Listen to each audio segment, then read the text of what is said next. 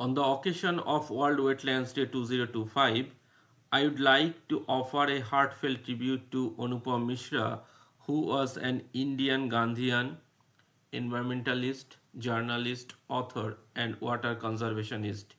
He worked on promoting water conservation, water management, and traditional rainwater harvesting techniques.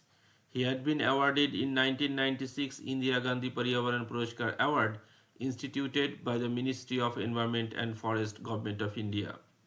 He traveled to villages across several Indian states, especially Rajasthan, Madhya Pradesh, Maharashtra, and Uttar Pradesh, where he described the value of time-tested system of water harvesting. Mishra's unwavering dedication to water conservation and environmental stewardship aligns deeply with the critical role wetlands play in sustaining life on Earth. Just as he tirelessly advocated for the preservation of natural ecosystem, today, as we reflect on the importance of wetlands, we honor his mission of safeguarding nature for future generations. His writings and wisdom continue to guide us in understanding the true value of our water bodies. In his book Aaj Bhi Khare Hai Talaab, The Ponds Are Still Relevant, he beautifully emphasized the vital role of ponds and wetlands, not just as physical resources, but as symbol of our connection to nature. Aaj Bhi Khare Hai Talab was written in Hindi and published by Gandhi Peace Foundation in 1993. The book is free from copyright, and in the disclaimer of the book, it is written that all materials from this book can be used in any way, and it will be nice if the source is mentioned. Besides Hindi, the book has been published in English, Punjabi, Bangla, Marathi, Urdu, Gujarati, Tamil, Braille edition, uh, and maybe other languages also.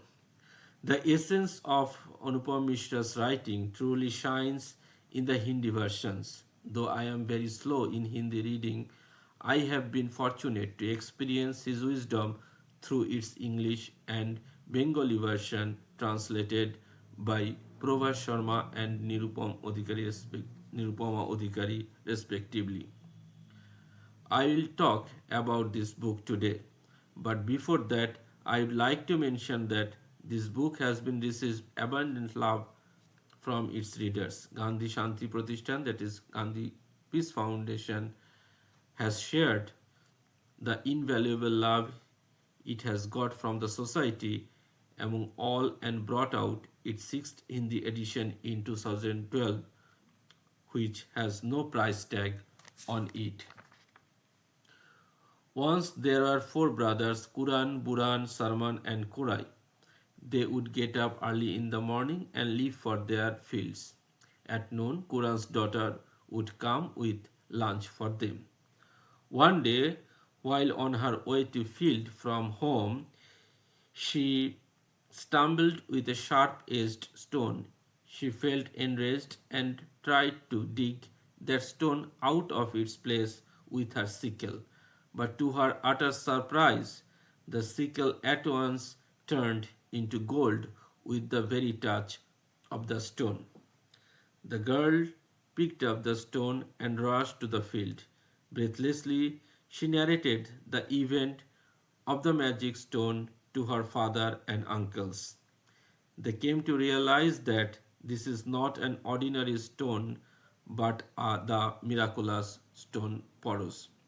Whatever iron object they touched with the Porosh Pathor, it at once dazzled their eyes by transmuting it into gold. Kuran thought that sooner or later this news will reach the king's ears.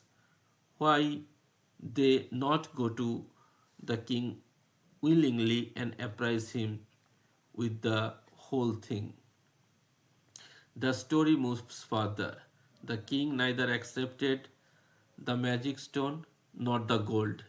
Returning everything to Tukuran, he said, "Go and do noble deeds with it. Keep digging ponds." Nobody knows whether this story is true or historical. But in the big central part of India, four big ponds constructed in the names of these brothers are still available.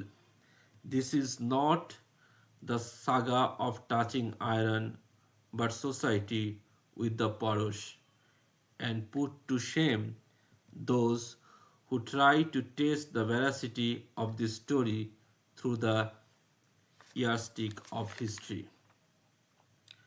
But the history did not remember Sarman, Buran, Korai, or Quran.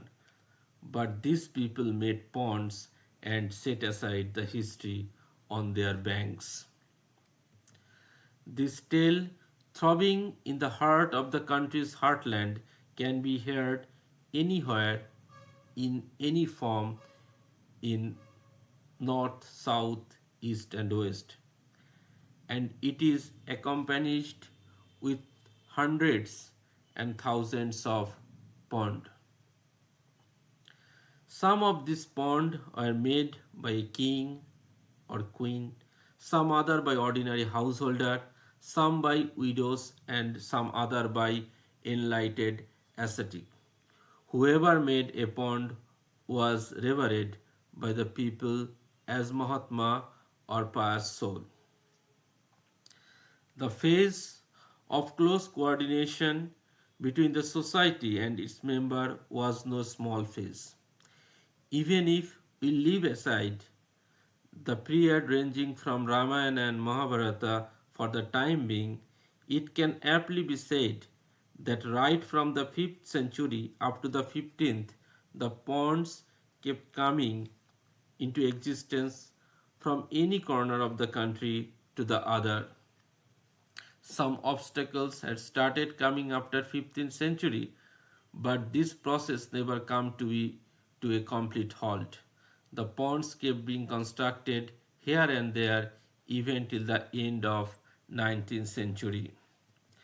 However, the minute details of entire process of constructing a pond, right from the building of embankments to filling it with the water, are not available. Non-availability of complete details looks strange, particularly at a place where thousands of ponds were dug out down the centuries. But this situation is the normal situation because at that time it was not a tradition to building the ponds this way, rather how to build ponds. Nevertheless, if we try to collect some and try to collage some small bits together, a workable picture, if not very beautiful, is likely to emerge out. Hundreds and thousands of ponds had not sprung all of a sudden from the thin air. Who were these unsung heroes? The new society was not eager enough to know as to who used to construct ponds in so large numbers in earlier times. It has not bothered to evaluate these megatax with even its own yardsticks evolved through IITs and civil engineering. Gajadhar is a beautiful name of the pond builders. They are architects. Sometimes they are called Sutradhar. In Chhattisgarh, they are called Ramnamis. The rosary to remember their names from Gajadhar to Ramanis is incomplete. The ponds are built everywhere, and everywhere there are people who built them. The names of ponds are based on the properties of ponds, its nature, or at times on the basis of their particular event also. The names grew so large in numbers and variety that if the treasure of language fell short, they were brought from the dialect or chase Sanskrit was restored to. Sagar, Sarovar, Sar are so common to be available everywhere. Besides this, Pukur, Pushkar, Pushkarni, Dighi, Doba, Bil, Kund, Hos, Talaab, Tal, Chal, Khal, Gheri, Veri, etc., the names of the ponds and pondlets in India. The empire changed. British came to India from across the seven seas along their experience. Roaming about its various parts of India, they collected sufficient amount of information. But this whole exercise was nothing but a result of their curiosity. It lacked the insight to perceive the ocean of dutifulness and its drops. Therefore, whatever policies were formulated, they are separated from the ocean and the drop from each other. First, the British stopped funding, stating the pond excavation, pond creation, and extravagance. For supply of water, they were laying pipes and fitting taps gradually.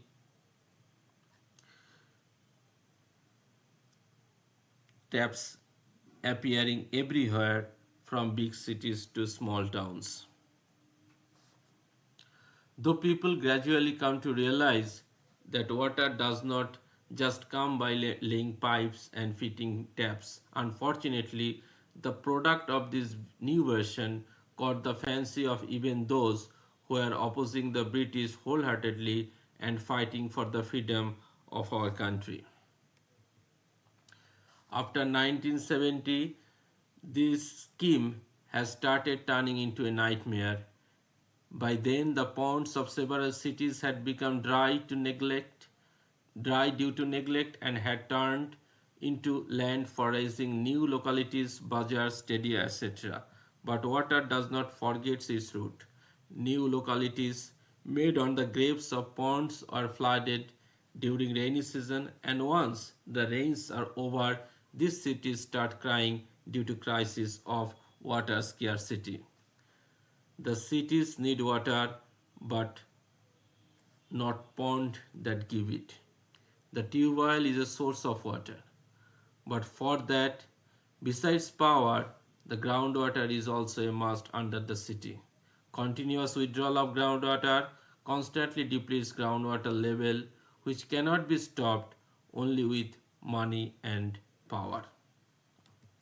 Some cities had adopted very expensive and impracticable method of shifting water from some far off river. Such municipalities are reeling under crores of power bills. Still, theses have been written on wetlands, degrees have been given away, but the well-educated society has not been able to protect wetlands built by illiterate pond builders. Despite this neglect spree, a few ponds are still there. Like Mishra, we are all custodian of our planet's most precious resources. May his wisdom guide us to protect and cherish our wetlands, those vital ecosystems that supports biodiversity, mitigate climate change, and provide life-giving waters to millions.